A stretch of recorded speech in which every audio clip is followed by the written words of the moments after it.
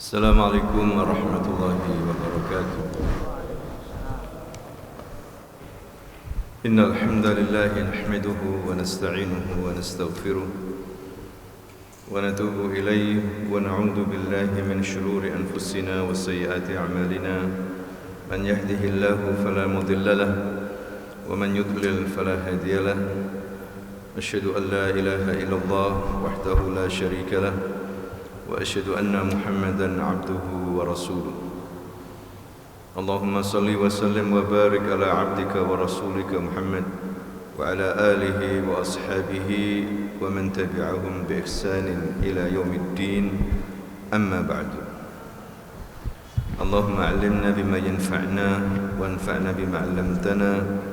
رب زدنا علما وارزقنا فهما وأرنا الحق حقا وارزقنا اتباعه وأرنا الباطلا باطلا وارزقنا اجتنابه وادخلنا برحمتك في عبادك الصالحين إنك ولي ذلك والقادر عليه. معاشر المسلمين رحمكم الله، أوصيكم ونفسي بتقوى الله فقد فاز المتقون. Bapak Ibu, para jamaah salat maghrib di Masjid Al-Ikhlas yang kami muliakan.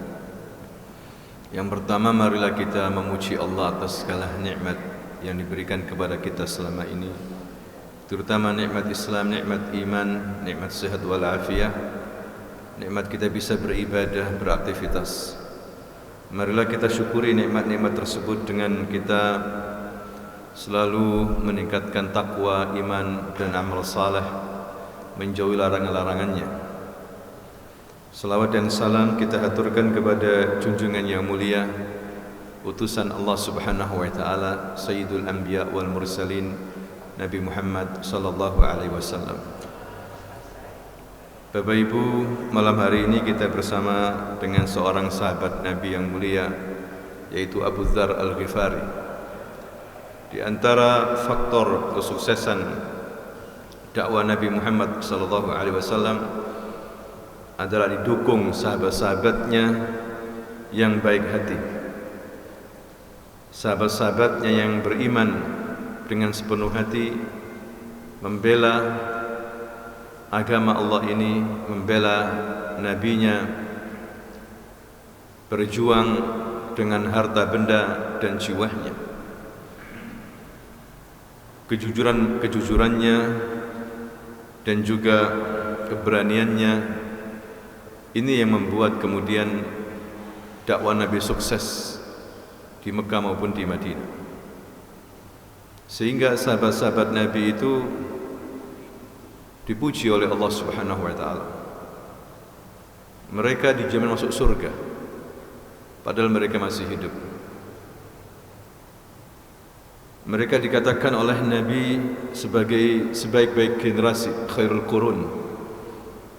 Dan Nabi sudah membentengi mereka agar jangan sampai umat ini mencelah sahabat-sahabatnya, menghina sahabat-sahabatnya,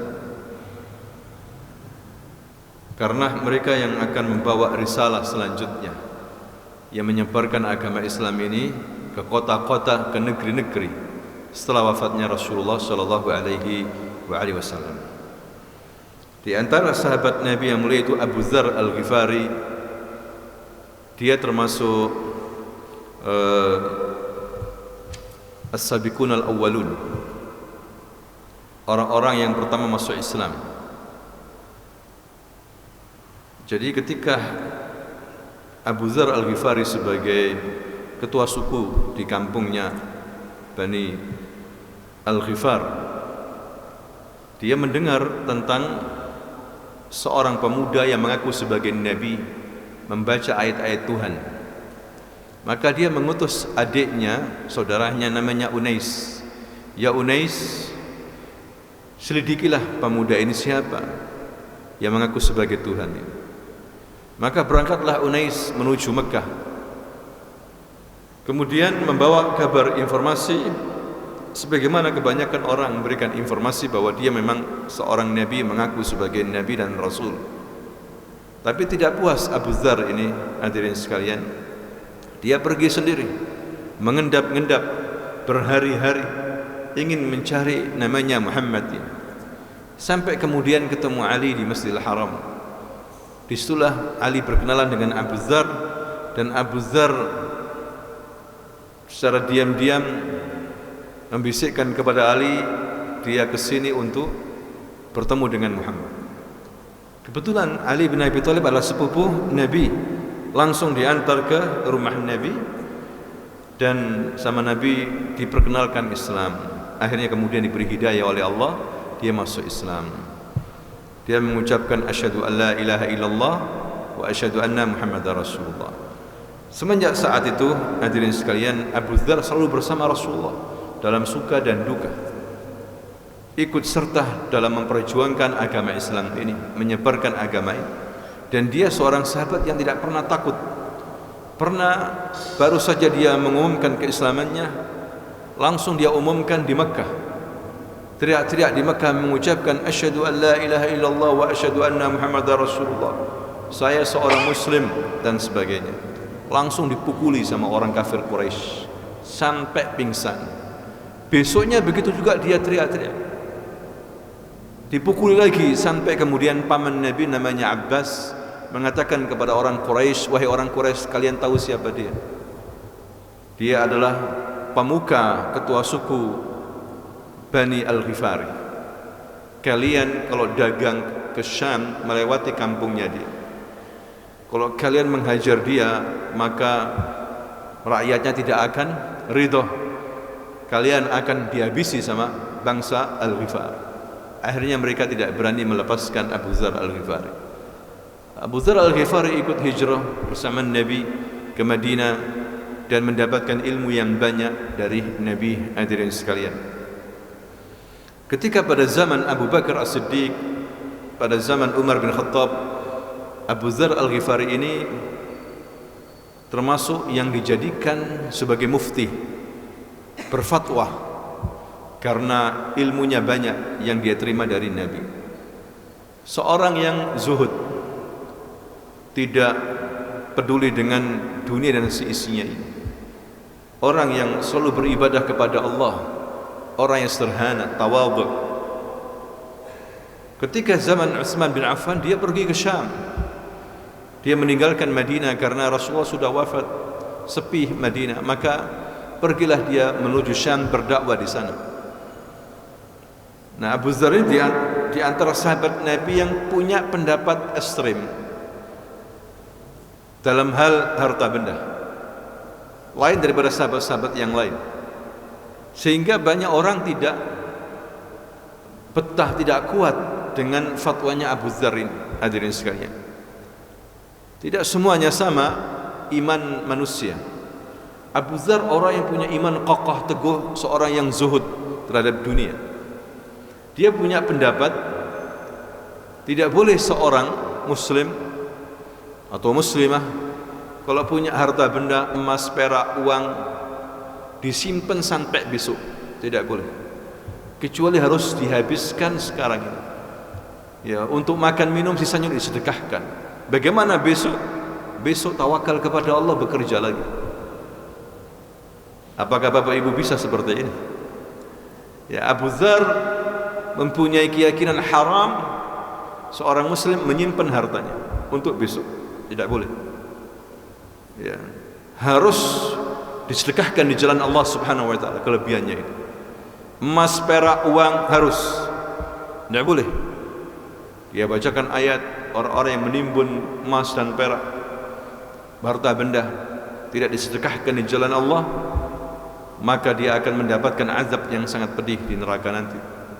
Manusia bingung waktu itu, karena yang bicara Abu Dzar, seorang sahabat yang mulia, sahabat Nabi. Semua orang tidak tidak semua bisa seperti itu, sehingga membuat gubernur Syam Muawiyah memanggil Abu Dzar.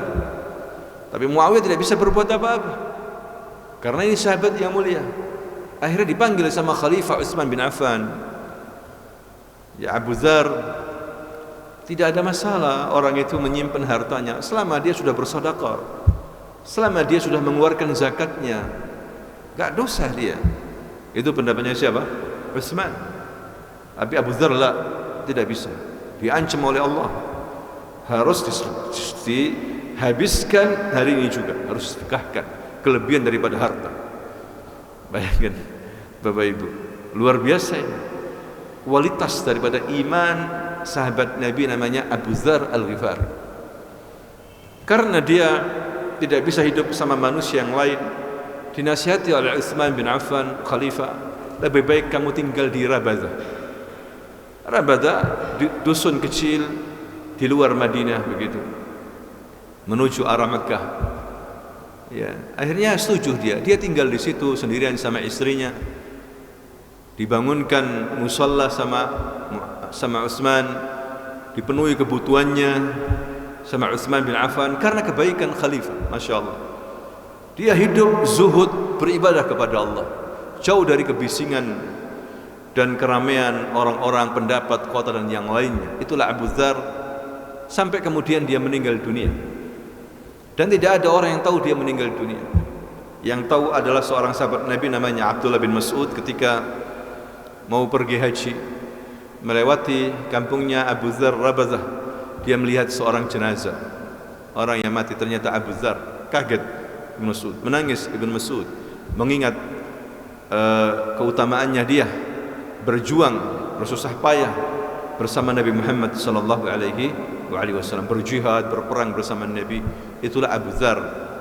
Nabi pernah mengatakan, ya Abu Dzar, engkau akan hidup sendiri dan engkau akan mati sendiri dan engkau akan dibangkitkan oleh Allah nanti pada hari kiamat sendirian.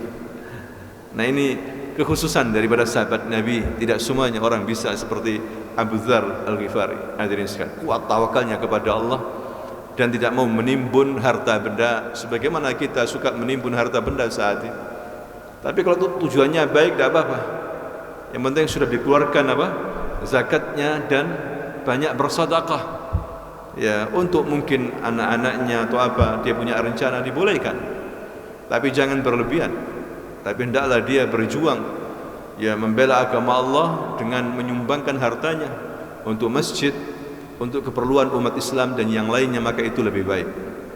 Sebagaimana pendapatnya Abu Dzar Al-Ghifari. Nah, di antara hadis-hadis yang diriwayatkan Abu Dzar ini banyak sekali, hadirin sekalian. Dia meriwayatkan hadis ada sekitar 281 hadis, dia riwayatkan langsung dari Nabi.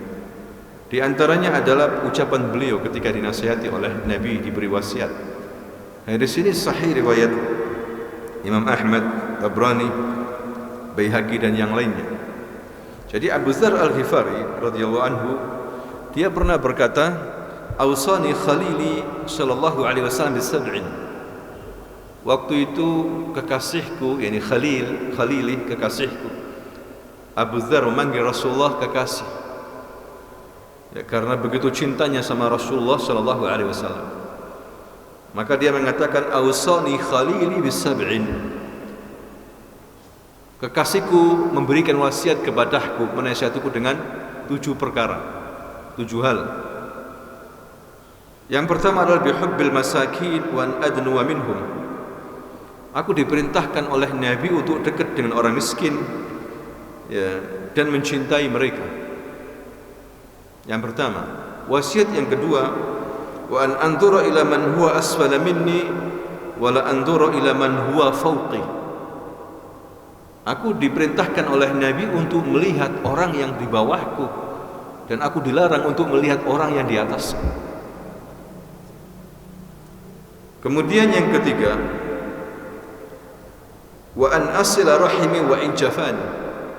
Aku diperintahkan oleh Nabi untuk menyambung rahimku, kerabatku, silaturahmi terus, walaupun dia keras dan ingin memutuskan persaudaraan denganku. Aku disuruh untuk terus menyambungnya. Kemudian berikutnya, wa nuksira min la haula wa la quwwata illa billah.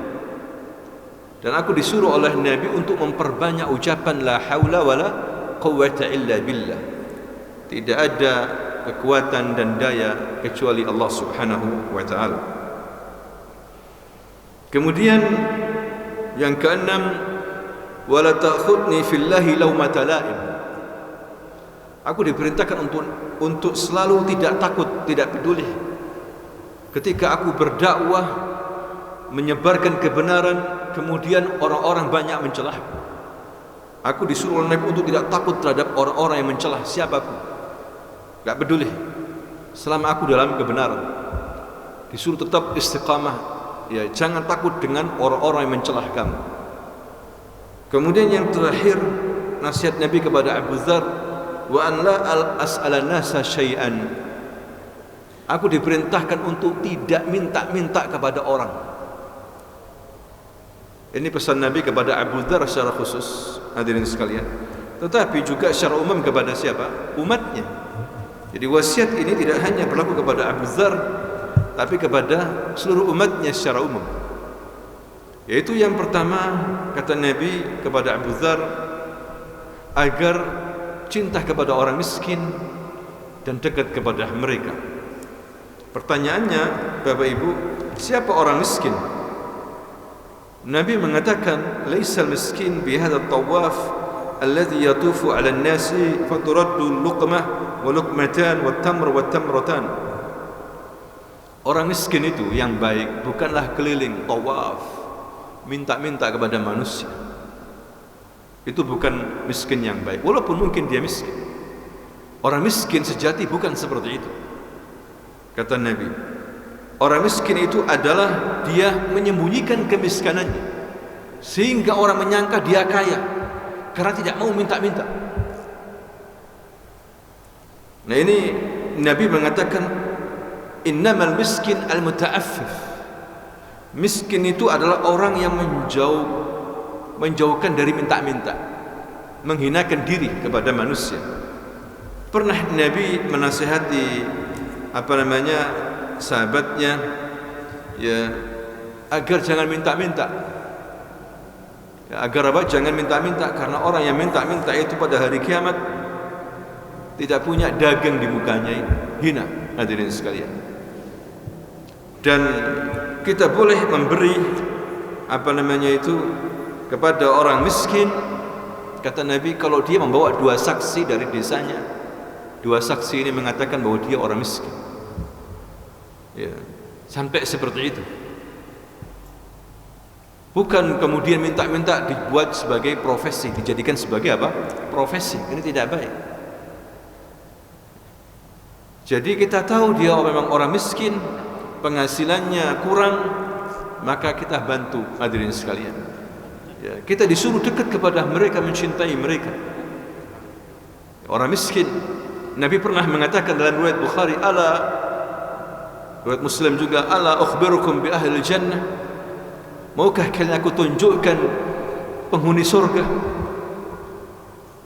Nabi mengatakan apa? Kullu dha'ifin mutadha'af law aqsama 'ala Allah la'abarrahu. Kullu dha'if, orang yang lemah, orang yang miskin. Tapi di sini lemah maksudnya adalah mutazallil lillah, menghinakan dirinya hanya kepada Allah, ahli ibadah. Lemah, mutadha'af, dan dilemahkan sama orang. Orang manusia menganggap dia lemah, miskin, menganggap apa? Lemah, enggak dipedulikan sama orang. Mungkin kalau minta putrinya orang ditolak karena lemahnya. Tetapi hamba ini ahli ibadah, mutadzallil lillah, menghinakan diri hanya kepada Allah, menjaga kehormatannya, tidak minta-minta. Seandainya dia bersumpah atau dia berdoa, Allah akan kabulkan doanya. Inilah dikatakan Nabi ahlul jannah. Nabi mengatakan ahli surga orang miskin dahulu yang masuk, baru 500 tahun kemudian orang kaya. Jadi yang pertama kali masuk siapa? Al-masakin. Baru setelah itu apa? 500 am, 500 tahun hari akhirat baru masuk orang kaya. Hadirin sekalian, kita disuruh dekat dengan mereka, jangan sombong kepada mereka, orang-orang miskin ini. Ya, kenapa? Nabi mengatakan dalam hadis yang sahih, innama yansurullahu hadhil ummah bidha'ifiha. Umat ini dimenangkan, umat Islam menjadi jaya, kalian jadi kaya karena orang miskin, karena orang lemah tadi itu. Dari apanya? Ibadatihim, yani salatihim, wa du'aihim, wa ikhlasihim. Karena salatnya, karena doanya. Kalau dia berdoa khusyuk, hadirin sekalian, maka jangan remehkan orang seperti ini, orang yang tawadhu. Sebaliknya Nabi mengatakan, ala ukhbirukum bi ahlin nar, maukah kalian aku tunjukkan penghuni neraka? Kullu utullin jawadhin mustakbir, orang yang kaku keras, ya, dan kasar dan sombong, jalannya, perilakunya, ucapannya, hatinya sombong. Inilah kata Nabi penghuni apa? Neraka, yang akan dijadikan oleh Allah nanti semut-semut kecil, laki-laki gambar manusia, ya, tapi semut, seperti semut, dihinakan di mana-mana dia. Orang yang sombong itu, hadirin sekalian, bahaya. Kemudian dimasukkan ke penjara neraka, namanya bulas. Bulas, kata Nabi, penjara khusus di neraka bagi orang-orang yang apa? Sombong. Orang muslim harus mutawadhi', harus tawadhu'. Wa man tawadhu'a lillah rafa'ahu Allah. Orang yang tawadhu' diangkat derajatnya oleh Allah Subhanahu wa taala. Nah, itu pesan Nabi. Dan disuruh untuk melihat yang di bawahnya. Jangan melihat orang yang di atas, supaya kita lebih bersyukur. Ya, jangan melihat ke atas, orang yang di atas kita dalam hal jabatan ekonomi, jangan. Lihat yang di bawah. Ketika seorang hidupnya masih ngontrak, maka hendaklah dia bersyukur kepada Allah. Karena di bawahnya berapa banyak yang belum mampu, bahkan ngontrak tidak mampu. Maka dia bersyukur kepada Allah Subhanahu wa taala. Begitulah seorang muslim, hadirin sekalian. Rasul menasihati Abu Dzar seperti itu. Dan lihat hasilnya Abu Dzar ini, orang yang kuat sekali pendiriannya, tidak peduli manusia seperti itu, dia tetap, bahkan lebih baik dia menyendiri hidup, beribadah kepada Allah, ya, hidup dalam keadaan zuhud, karena mendapatkan ilmu langsung dari Rasulullah SAW. Kemudian aku disuruh untuk menyambung rahimku, keluargaku, kerabatku, walaupun dia kasar terhadap. Kata Nabi, orang yang hakikat silaturahim itu bukan orang yang diberi kemudian dia memberi. Biasanya begitu, karena dia suka datang, suka ke rumah, suka memberi, saya datang, saya datangi dia. Bukan begitu hakikat silaturahim, itu hal yang wajar. Tapi hakikat silaturahim adalah engkau mau diputuskan, justru kamu sambung dia. Dia tidak suka sama kamu sambung dia. Itulah silaturahim, kata Nabi. Wa an asla rahimi wa in jafani. Kata Abu Dzar, aku disuruh untuk menyambung rahimku walaupun dia kasar sama aku, mau memutuskan kerabat kepada aku, sambung. Itu hakikat silaturahmi, kata Nabi. Kemudian hadirin sekalian, wa an uktsir min la haula wa la quwwata illa billah. Aku disuruh oleh Nabi untuk selalu memperbanyak mengucapkan la haula wa la quwwata illa billah. Tidak ada yang kekuatan kecuali Allah. Nabi mengatakan, aktsiru min dzikri la haula wa la quwwata illa fa innaha kanzun min kunuzil jannah. Perbanyak mengucapkan la haula wa la quwwata illa billah, karena itu termasuk perbendaraan surga. Dan gharas jannah, gharas itu pohon di surga. Kalau kita mengucapkan sekali, kita dapat sekali. Sebagaimana Nabi pernah menasihati, Nabi Ibrahim menasihati Nabi Muhammad sallallahu alaihi wasallam ketika bertemu di langit yang ketujuh, Isra Mi'raj. Melihat Nabi Ibrahim ini bersandar di tiang Baitul Ma'mur, yang tiap hari masuk malaikat 70.000 malaikat, yang masuk keluar, yang masuk lagi baru, begitulah. Setiap malaikat cuma dapat sekali kesempatan masuk Baitul Ma'mur. Di situ Nabi Ibrahim bersandar dan diberi salam sama Nabi. Ternyata Nabi Ibrahim ini wajahnya hampir sama dengan Nabi Muhammad sallallahu alaihi wasallam. Kata Nabi itu mirip dengan wajah kakeknya Nabi, yaitu Nabi Ibrahim. Kemudian Nabi Ibrahim mengatakan, ya Muhammad, ablih salami ila ummatik, sampaikan salamku kepada umatmu. Kita ucapkan waalaikumsalam warahmatullahi wabarakatuh. Nabi Ibrahim kirim salam kepada anda, bapak ibu hadirin sekalian, kepada umatnya Nabi Muhammad. Maka kita ucapkan waalaikumsalam warahmatullahi wabarakatuh. Ya Muhammad, al-jannah tibah raihatiha, surga itu wangi ya Muhammad. Pasir-pasir terbuat dari za'faran, wangi. Kerikil-kerikilnya mutiara, dan pohon-pohonnya qi'an. Pohon-pohonnya seorang mengucapkan subhanallah walhamdulillah wala ilaha illallah wallahu akbar wala haula wala quwwata illa billah. Bapak Ibu kalau mengucapkan ini, Bapak Ibu mendapatkan kebun di surga. Seorang muslim kaget ketika nanti masuk surga, ternyata dikasih kebun yang begitu luas, banyak pohon-pohon yang rindang.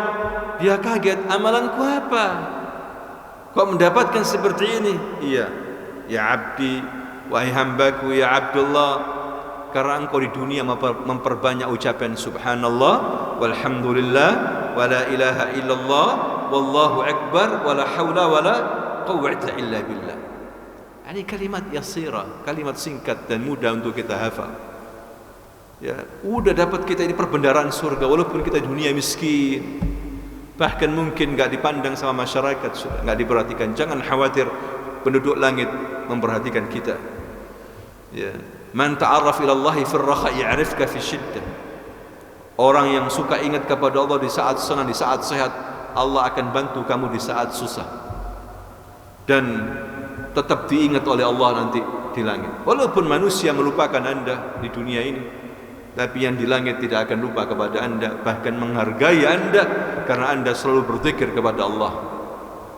Makanya seorang muslim tidak ada waktu untuk nyanyi-nyanyi. Hadirin sekalian, sekarang umat Islam disibukkan dengan nyanyi. Bayangkan, tidak ada pahalanya nyanyi.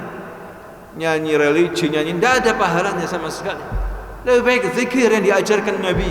Perbanyak mengucapkan subhanallah walhamdulillah wala ilaha illallah wallahu akbar wala haula wala quwwata illa billah. Ini kanzun min kunuzil jannah. Ini Nabi Ibrahim menasihati Nabi Muhammad. Perbanyak umatmu mengucapkan ini ya Muhammad, kata Nabi Ibrahim alaihissalam. Ya, kanzun min kunuzil jannah. Kita mendapatkan perbendaharaan yang banyak nanti di surga hanya dengan mengucapkan itu. Apalagi maknanya luar biasa, la haula wala quwwata illa billah.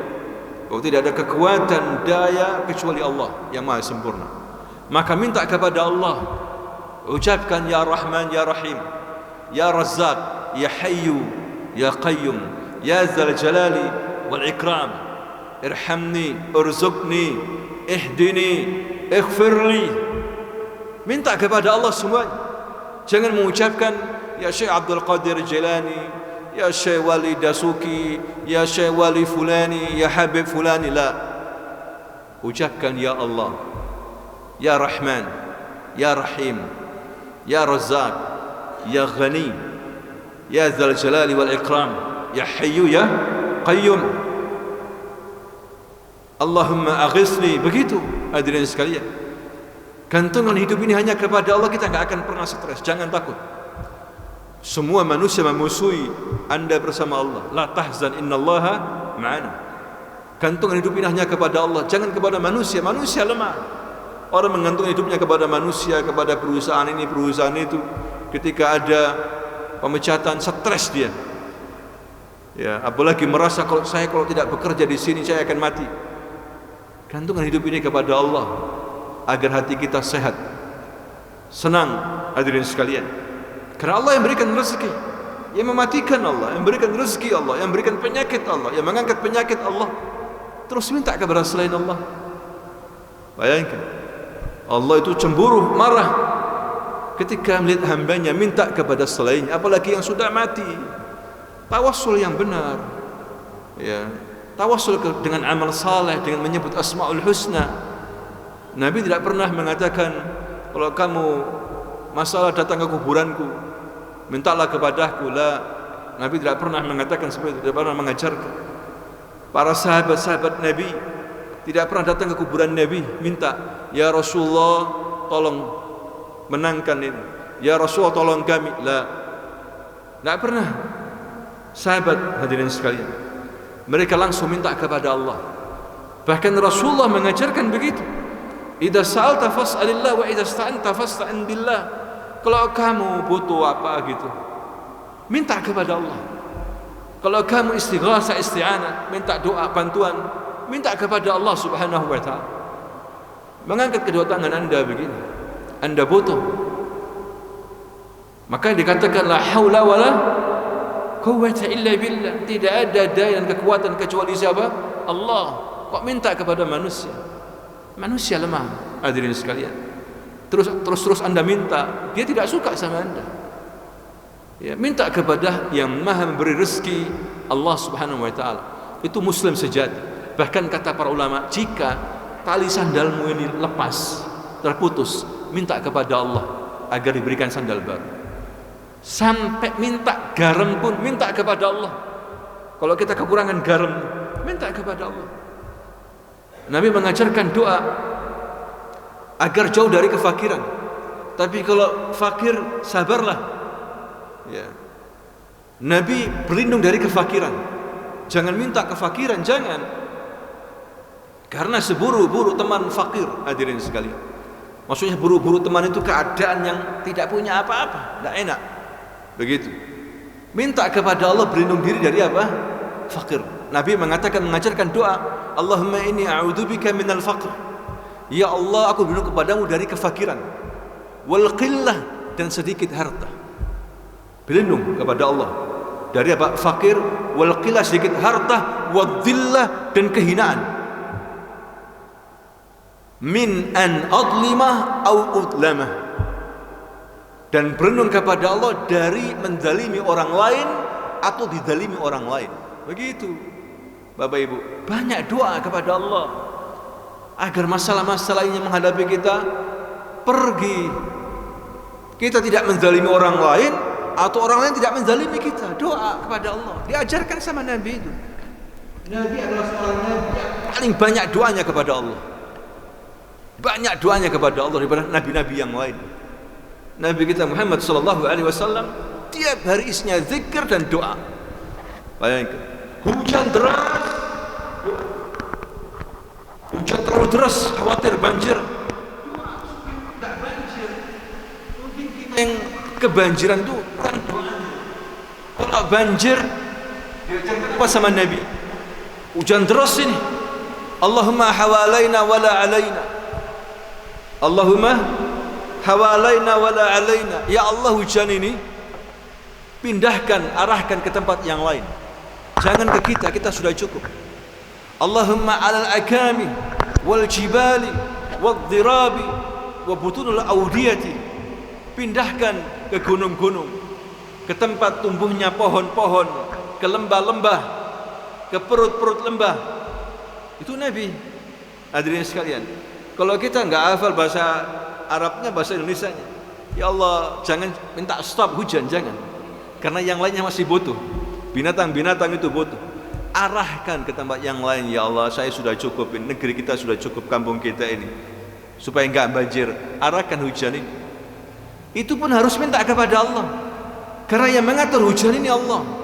Dulu zaman kita kalau ada bola pertandingan di stadion, mendung gak hujan, masyarakat mengira pawang hujan itu yang apa?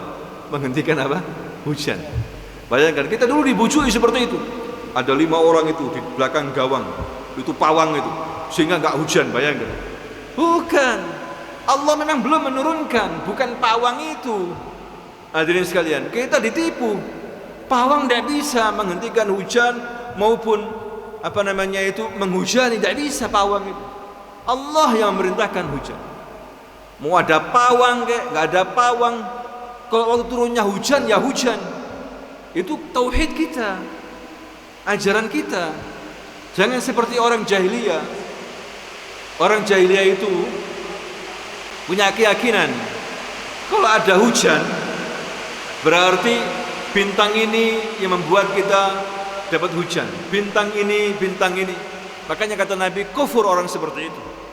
Barang siapa yang meyakini bahwa kita dihujani oleh bintang ini, bintang itu, kufur kepada Allah, kufur. Makanya kalau ada hujan atau setelah hujan kita ucapkan mutirna bifadlillah wa rahmatih. Mutirna, kita dihujani karena rahmat Allah dan keutamaan dari Allah. Sunnah itu. Kalau hujan kita ucapkan apa? Allahumma sayyiban nafi'ah. Ya Allah, jadikan hujan ini manfaat airnya. Kalau terlalu deras tadi itu. Ini semua kehidupan Nabi, doa wa zikir. Hadirin sekalian, sibuk kita ini. Kalau kita ini sebagai muslim belajar, sibuk. Gak ada waktu kosong ngelamun gitu, gak ada. Penuh dengan zikir. Apalagi diisi dengan nyanyian-nyanyian, diganti dengan nyanyian. Ya sudah, yang masuk setan akhir. Orang suka menyanyi, kemasukan setan.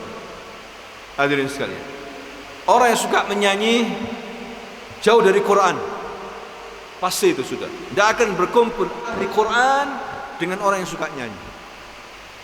Setan ini, seluruh setan kata Nabi. Banyaklah zikir, membaca Quran. Nah ini pesan Nabi kepada Abu Dzar Al-Ghifari, disuruh memperbanyak mengucapkan la haula wala quwwata illa billah. Kemudian berikutnya Abu Dzar dinasihati oleh Nabi, wa natakallam bimuril haq. Aku disuruh mengucapkan kebenaran walaupun pahit. Walaupun pahit. Ucapkan kebenaran walaupun resikonya tinggi. Makanya Nabi mengatakan afdalul jihadi kalimatul haqqi inda sultanin ja'ir. Sebaik-baik jihad itu adalah Anda mengucapkan kalimat yang benar di hadapan pemimpin yang zalim. Walaupun resikonya dipenggal sekali. Tapi berhadapan, bukan di jalanan. Bukan riba di rumah-rumah, bukan. Bukan di masjid. Di hadapan pemimpin langsung empat mata Anda ucapkan yang benar. Itu jihad, wa afdal jihad. Di hadapan pemimpin yang zalim. Bisa jadi Anda enggak kembali lagi sudah. Itu yang benar, hadirin sekalian. Kalau mencela pemimpin di medsos, di WA, di jalanan, itu bukan ajaran Islam. Bukan ajaran Nabi. Justru akan menghinakan pemimpin itu. Kalau pemimpinnya hina, rakyatnya hina. Gak punya wibawa, negara hancur. Jadi ada adab sendiri, ada cara muamalah pemimpin diajarkan sama Nabi. Ya, ucapkan kalimat yang baik di hadapannya. Kalau enggak kamu diam. Kalau enggak ketemu diam. Jangan membuat fitnah, provokasi. Akhirnya negara enggak aman. Negara enggak aman. Rakyat diprovokasi untuk melawan pemerintah, ya kalah rakyat walaupun jumlahnya jutaan. Banyak yang mati. Hadirin sekalian, itu terbukti sekarang ini. Merasa aktivis, merasa dai misalnya, kemudian melawan pemerintah, mati konyol. Hadirin sekalian, bukan begitu cara Nabi. Cara Nabi itu menasihati pemimpin. Kalau punya akses, datang ke sana, nasihati langsung. Diterima, alhamdulillah. Gak diterima, dia sudah menjalankan kewajiban. Selesai. Ya, tidak boleh memberontak. Kalau pemimpin itu masih muslim, masih sholat, gak boleh memberontak. Menasihati, tidak apa-apa. Berkata yang baik, tapi bukan mencela. Ya, banyak di antara kita nggak sabar menghadapi kezaliman ini, tidak sabar. Ya, akhirnya membuat provokasi. Maka tidak heran pemerintah bersifat keras. Wajar itu di mana-mana. Hadirin sekalian. Nah itu nasihat Nabi. Ucapkan yang benar siapa saja. Tapi yang benar, bukan ucapan ngawur ya. Ucapkan yang benar. Kemudian wa la ta'khudni fillahi laumata laim. Nabi menasihatiku, kata Abu Dzar, agar aku tidak takut terhadap orang-orang yang mencela. Karena di dunia ini Bapak Ibu isinya al-haq wal batil, kebenaran dan pendukungnya, kebatilan dan apa? Pendukungnya. Nabi dan Rasul dan pendukungnya, setan dan pendukungnya. Itu isinya.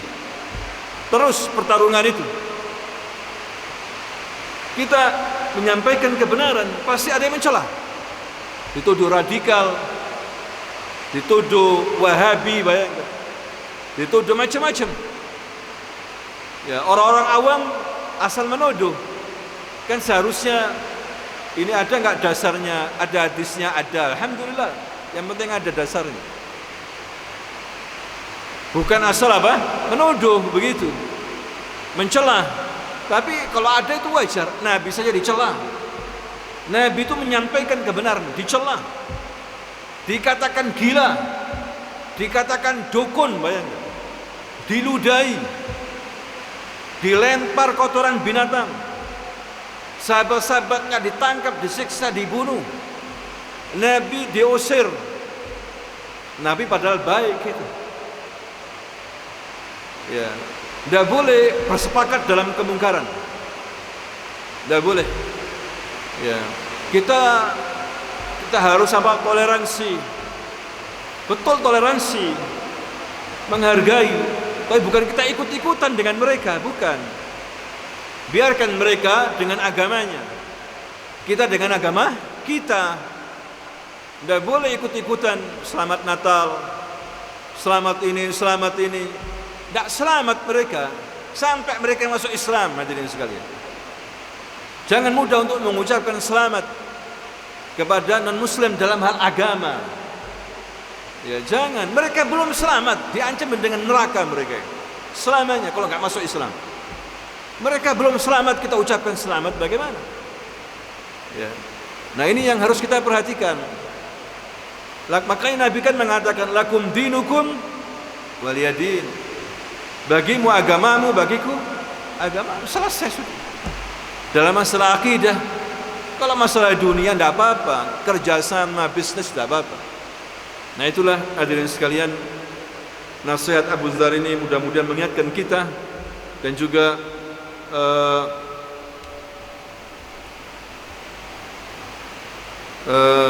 bisa kita amalkan. Terakhir, Abu Dzar mengatakan agar tidak minta-minta kepada manusia. Nasihat Nabi kepada Abu Dzar, jangan minta-minta kepada manusia. Ini penting sekali. Orang yang minta-minta tidak akan jaya, tidak akan sukses. Hina. Kata Nabi, lebih baik seseorang mencari kayu bakar di hutan, dengan susah payah dia jual itu ke pasar, walaupun harganya murah. Itu lebih baik daripada dia minta-minta, kadang diberi kadang tidak. Lebih baik dia jualan apa saja yang bisa dia jual halal, walaupun kecil, daripada dia apa? Minta-minta. Larangan minta-minta, hadirin sekalian. Ya. Tapi kita disuruh melihat, kalau memang ada orang miskin kita bantu. Silaturahim, jangan cuma silaturahim. Lihat itu keluarganya, anak-anaknya miskin, bajunya, SPP-nya belum terbayar. Lihat itu, kita bantu. Jangan datang tok begitu. Nah, begitu seorang muslim. Wallahu taala a'lam bissawab. Mudah-mudahan bermanfaat. Terima kasih. Jazakumullah khairan. Subhanakallahumma wa bihamdika asyhadu an la ilaha illa anta astaghfiruka wa atubu ilaik. Assalamualaikum warahmatullahi wabarakatuh.